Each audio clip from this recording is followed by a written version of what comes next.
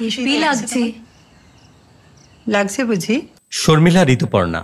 মামের স্মৃতির সিম্ফনি বাজল পুরাতন ছবি জুড়ে। সংলাপ বলা থেকে অভিনয়ের ধারে নিজের জাত চিনিয়েছেন শর্মিলা। আর কোনো উত্তমের নায়িকার মধ্যে এই সাবলীল অভিনয় পাওয়া যায় না। ছবির নাম পুরাতন। পরিচালনায় সুমন ঘোষ, চরিত্র চিত্রায়নে শর্মিলা ঠাকুর, ঋতুপর্ণা সেনগুপ্ত, ইন্দ্রনীল সেনগুপ্ত, প্রযোজনা ঋতুপর্ণা সেনগুপ্ত, ভাবনা আজকাল। এই মুহূর্তে ওয়ার্ল্ড রেটিংয়ে রয়েছে বিখ্যাত গান আমাকে টানে গূঢ় অন্ধকার, আমার ঘুম ভেঙে হঠাৎ খুলে যায় মধ্যরাত্রির বন্ধদ্বার। আমাকে টানে গূঢ় অন্ধকার, আমার ঘুম। আমাদের চেনা কলকাতা শহর ক্রমশ বদলে যাচ্ছে দ্রুত বেগে। পরিচিত পাড়া, প্রতিবেশীদের বাড়ি ঘর ভেঙে তৈরি হচ্ছে অ্যাপার্টমেন্ট। চেনা অলিগলি পাল্টে যাচ্ছে আমূল। ছেলেবেলার পাড়া যেন হারিয়ে যাচ্ছে কর্পোরেট দুনিয়ার চাপে। কিন্তু যত বয়স বাড়ে মনের গলিতে রয়ে যায় সেই ফেলে আসা অতীত স্মৃতি। তেমনই স্মৃতির শহরে হাঁটতে থাকেন শর্মিলা ঠাকুর। 14 বছর পর পরিচালক সুমন ঘোষ, প্রযোজক ঋতুপর্ণা সেনগুপ্তের হাত ধরে শর্মিলা ঠাকুর ফিরছেন বাংলা ছবিতে। পুরাতনকে আঁকড়ে থাকা মানেই বোঝা বাড়ানো নয়। আসলে আমাদের যত বয়স বাড়তে থাকে তত আমরা হারাতে থাকি আমাদের সবথেকে প্রিয়জনদের, যারা শুধু রয়ে যায় স্মৃতিচিহ্নতে, তাদের হাতের লেখায়, পরনের পোশাকে বা চশমার ফ্রেমে। যারা চলে যায় বেঁচে যায়, যারা পড়ে থাকে তাদের বইতে হয় স্মৃতির ভার। হারিয়ে ফেলা মানুষটার অস্তিত্ব, ফেলে আসা সময়ের নানা রঙের দিনগুলো খুঁজে পাওয়া যায় এইসব পুরানো বস্তুতে।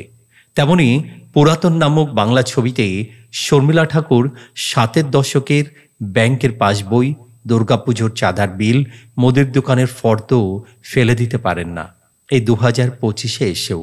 কারণ এ লেখাটুকুতেই নশ্বর শরীরটা যেন বেঁচে থাকে মনের কোণে। মামনি আর মায়ের সম্পর্কের সিম্ফনি যেন এই ছবির প্রেক্ষাপট। বহুজাতিক সংস্থার উচ্চ পদে চাকুরিরতা ঋত্বিকা অর্থাৎ ঋতুপর্ণা সেনগুপ্ত ব্যস্ততার ফাঁকে মফস্বলের বাড়িতে আসেন তার মায়ের সঙ্গে সময় কাটাতে। আসার কারণ মায়ের 80 বছরের জন্মদিন। মেয়ে ঘুম থেকে উঠে দেখেন মা তার জন্য স্কুলে টিফিন বানাচ্ছে। শুধু তাই নয়, মামনির হাত ধরে টিফিন নিয়ে চলে আসেন সদর দরজা পেরিয়ে বাইরে। কারণ মেয়ের স্কুলের বাস আসবে যে। এতদিন পর মায়ের বাড়ি, এই পরিস্থিতি দেখে চমকে যায় মেয়ে। স্মৃতিভংসতার শিকার তার মা। এখনকার ঋত্বিকাকে মার চিনতে পারেন না। ছোট্ট মামনির মধ্যেই বন্দী হয়ে আছে মা। চিত্রনাট্যের অন্যদিকে ঋত্বিকা তার স্বামীর সম্পর্কের মধ্যে আড়াল তোলে অন্য এক নারীর স্মৃতি। ওয়াইল্ড লাইফ ফটোগ্রাফার স্বামী রাজীব প্রথম স্ত্রীর স্মৃতি সহবাসেই বন্দী থাকে। একদিকে মায়ের স্মৃতিভ্রংশতা, অন্যদিকে স্বামীর মৃত্যু। স্ত্রীর স্মৃতি আঁকড়ে বেঁচে থাকার মাঝে অবসাদে চলে যেতে থাকেন ঋত্বিকা। সুমন ঘোষ কিন্তু নিটোল গল্প বলেননি। ছেঁড়া ছেঁড়া কদিনের ঘটনা আর অতীতের ফ্ল্যাশব্যাকে বেনিসুতোর মালা গেঁথেছেন সুমন। শর্মিলা ঠাকুরের চরিত্র আমাদের চেনা পরিচিত বয়স্ক মানুষের চরিত্র। ঘরে ঘরে আজ ডিমেনশিয়া রোগী। তারা আপনজনদেরই আর চিনতে পারেন না, পড়ে থাকেন নিজেদের ব্যস্ততম যৌবনে। একাকিত্বের পদধ্বনি শোনা যায় এই ছবিতে কান পাতলে। কয়েক বছর আগেই শিবপ্রসাদ আর নন্দিতা দেবীর বেলা শুরু ছবির মুখ্য বিষয় ছিল মায়ের ডিমেনশিয়া। কতবার তোকে বলেছি মাছের আঁশগুলো ভালো করে ছাড়িয়ে আনবি। সেই ছবিতে 51বর্তী পরিবারের গল্প ধরে হেঁটেছিল চিত্রনাট্য। কিন্তু সুমন ঘোষের পুরাতন কিছু মুহূর্ত সঞ্চয়। 1 ঘন্টা 42 মিনিটের ছবি বলে আরো নাড়া দিয়ে যায় এই কবিতার মতন মুহূর্তগুলি। এখানে সুমন ঘোষের বাজিমাত। এ ছবি সবার জন্য নয়। এ ছবির ভাবায়, এ ছবি কাদায়। কাছের মানুষের মৃত্যুর পর তার ফাঁকা বিছানা, বসার চেয়ার, পায়ের চটি, আলমারি জামাকাপড় দেখে যেভাবে বুকের ভেতরটা হু হু করে ওঠে, একাকিত্বের শীত লাগে শরীরে, তেমনি মন কেমন করা শর্মিলা ঠাকুরের কামব্যাক ছবি পুরাতন। শর্মিলা ঠাকুর তার সমসাময়িক অভিনেত্রীদের থেকে এখন অনেক এগিয়ে। তিনি আবারও প্রমাণ করলেন। এত বছর পর বাংলা ছবিতে এসে এতটুকু জড়তা নেই তার অভিনয়ে। সংলাপ বলা থেকে অভিনয়ের ধারে নিজের জাত চিনিয়েছেন শর্মিলা ঠাকুর। তুমি আমায় ভালোবাসো সম্বিত? আর কোনো উত্তম নায়িকার মধ্যে এই সাবলীল অভিনয় আর পাওয়া যায় না। 80 বছরের পরেও এত গ্রেস আর কোনো অভিনেত্রীর মধ্যে বিরল। মেকআপের ভার নেই, পরচুলার নির্ভরতা নেই। তিনি যা তিনি তাই। সৌন্দর্যের শর্মিলা ঠাকুর বিশ্বাসী। আদিত্য বিক্রম সেনগুপ্তর সম্পাদনা আর রবিকিরণের সিনেমাটোগ্রাফি দৃশ্যগুলির আরও উত্তরণ ঘটিয়েছে। এই প্রথম বাংলা ছবিতে কোনো অভিনেত্রীর বলিরেখার ত্বক সারা পর্দা জুড়ে দেখানো হলো। যে শর্মিলা ঠাকুর অ্যান ইভিনিং প্যারিস ছবিতে বিকিনি পরে ঝড় তুলেছিলেন, তিনি আবার ৮০-তে এসে নিজের বলিরেখাময় ত্বক দেখাতে এতটুকু দ্বিধা করলেন না। এই সাহস কজন মেকআপ বোটক্স নির্ভর বর্ষিয়ান অভিনেত্রীর দেখাতে পেরেছেন এ যুগে? এখানে শর্মিলার আভিজাত্য, এখানেই রিঙ্কুদি স্বতন্ত্র। পুরাতন ছবির আর এক স্তম্ভ ঋতুপর্ণা সেনগুপ্ত। তিনি একাধারে এ ছবির আর এক মূল অভিনেত্রী ও প্রযোজক। মা আর স্বামী দুজনের স্মৃতির ভার বহন করতে মেয়ে আর পারে না। মেয়ের মনে হয় মা ইচ্ছে করে এমন সব না চেনার ভান করে। স্বামীর প্রণয় যাপন যেন তার মৃত স্ত্রীকে ভেবে। ঋতুপর্ণার আরও এক বলিষ্ঠ অভিনয় দলিল হয়ে থাকল পুরাতন ছবিতে। শর্মিলা ঠাকুরের আভিজাত্যের পাশে তিনি নিজ মাধুর্যে উজ্জ্বল। ইন্দ্রনীল সেনগুপ্তর সঙ্গে ঋতুপর্ণার রসায়ন ভীষণ জমেছে এই ছবিতে।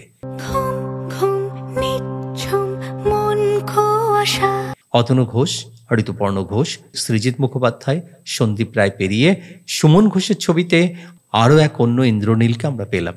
জামাইয়ের সঙ্গে শাশুড়ির বন্ডিং এতটাই ভালো উদ্ভাসিত হয়েছে যে শর্মিলা ইন্দ্রনীলের কেমিস্ট্রি মনে থাকবে।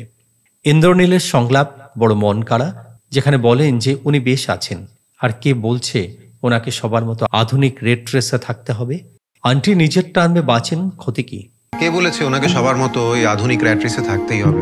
সত্যি আমরা তো এইভাবে ডিমেনশিয়া মানুষদের অবস্থাটা বুঝি না। শুভ্রজিৎ দত্ত দুর্দান্ত ইন্টারেস্টিং চরিত্র করেন এই প্রথম। তিনি শর্মিলার যৌবনের প্রয়াত স্বামী।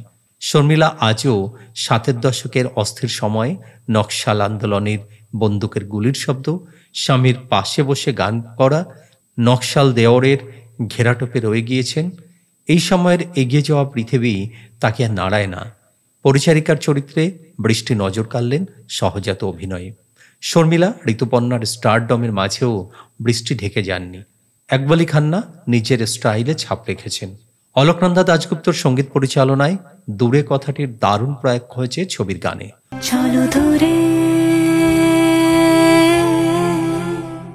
ঋতুপর্ণা ইন্দ্রনীলের আবহে শ্রেয়া ঘোষালের কণ্ঠে দূরে দূরে বহু দূরে, অন্যদিকে শর্মিলার আবহে সোমা দুলুই বোধক গাইলেন দূরে কোথাও দূরে দূরে।